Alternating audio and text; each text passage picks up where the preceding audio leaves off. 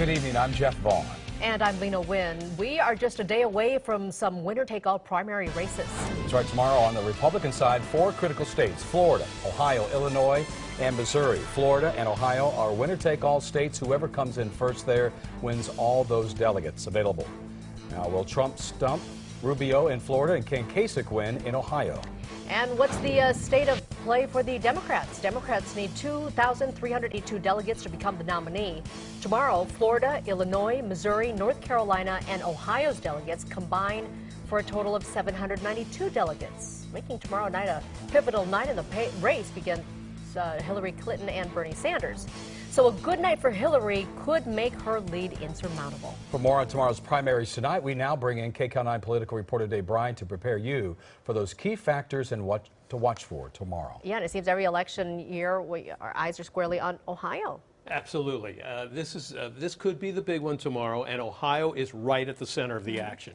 It's truly a swing state, a bellwether state, because it contains many of the elements of the United States. 2 big urban cities, Cleveland and Cincinnati, with strong racial and ethnic diversity, conservative rural areas downstate that border on Kentucky and the South, and a large blue-collar industrial base. And Ohio will be the state to watch tomorrow night, because it could be the Republican establishment's last chance at stopping Donald Trump.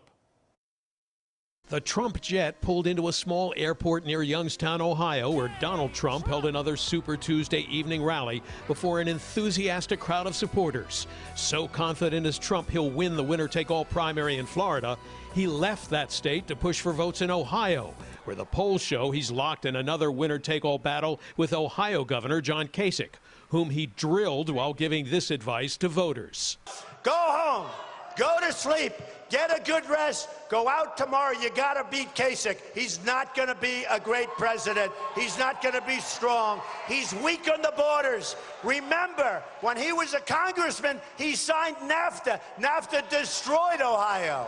I'm not going to take the low road to the highest office in the land. The latest Ohio polls show Kasich and Trump are now in a dead-heat tie just hours before the polls open there, with Ted Cruz just a few points behind in third. But Kasich has yet to win a single state, and many observers believe it's now win or go home for him.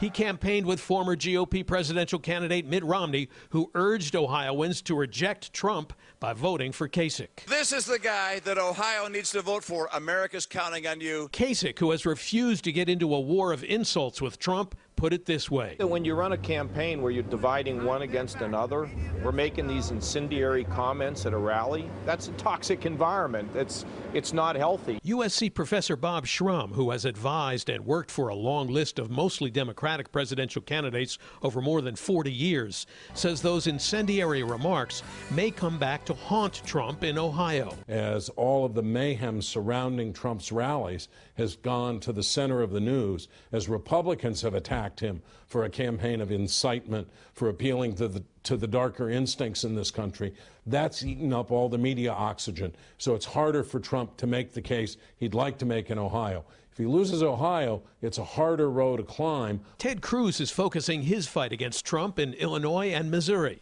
where he faced an animal rights protester at one of his events and diffused the confrontation. Isn't it amazing how we can have that conversation without anyone getting violent, anyone insulting anybody? But the stakes may be highest for Marco Rubio, who's likely making his last stand in his home state of Florida, where the polls show he's a long way behind Trump and has now slipped into third place. Tomorrow we have a chance to make a powerful statement to the country, and that is that the Republican Party is not going to allow itself to be hijacked by fake conservatives and people who go around dividing us against each other. The results in the Tuesday primaries could be just as telling for the Democrats. Bernie Sanders is hoping to extend his Michigan magic into 3 more Midwestern states, hammering Hillary Clinton on her trade bill votes. The key difference between Secretary Clinton and myself is not only did I vote against every one of these disastrous trade agreements, I helped lead the opposition to them. And the latest polls in Illinois indicate Sanders' strategy may be working there, because he has now pulled within 2 points of her. So Clinton is now talking tougher on trade bills. I will stop dead in its tracks any trade deal that hurts America. She hoisted a Guinness in blue-collar Youngstown, Ohio, and rallied with plumbers in Chicago. But the Democrats are also keeping a wary eye on Donald Trump. In a town hall interview on MSNBC, Clinton delivered some blunt talk on Trump. When you are inciting mob violence, which is what Trump is doing in those clips, there's a lot of memories that people have. You know, they're in the DNA. People remember mob violence that led to lynching. People remember mob violence that led to people being shot. And after Trump accused the Bernie Sanders campaign of sending provocateur protesters to disrupt Trump rallies, Sanders said this about him to CNN. Donald Trump is a pathological liar. Making the 5 states holding primaries even more important for Republicans is Florida and Ohio, as we mentioned, are winner-take-all states, and the outcomes in those states could give Donald Trump a huge lead on the way to the GOP nomination. Or it could start and pump new life into his opponents' campaigns and, in a sense, restart the race, Jeff. Yeah. Well, Dave, you kind of touched upon it right there. We have a lot of predictions being made for tomorrow, but what are the most likely scenarios, you think? The predictions are coming from every direction, let me tell you. It's all over the map. Right now, Trump, of course, is still winning in the polls everywhere but Ohio, where it's too close to call. My expectation is if Trump wins at least 4 of those states, including Florida and or Ohio, it will be hard to stop him. If Kasich prevails in Ohio, it could put him back in the race and deny Trump a sweep, at least. If Cruz wins Missouri, where he's been campaigning a lot, it will keep him in the game.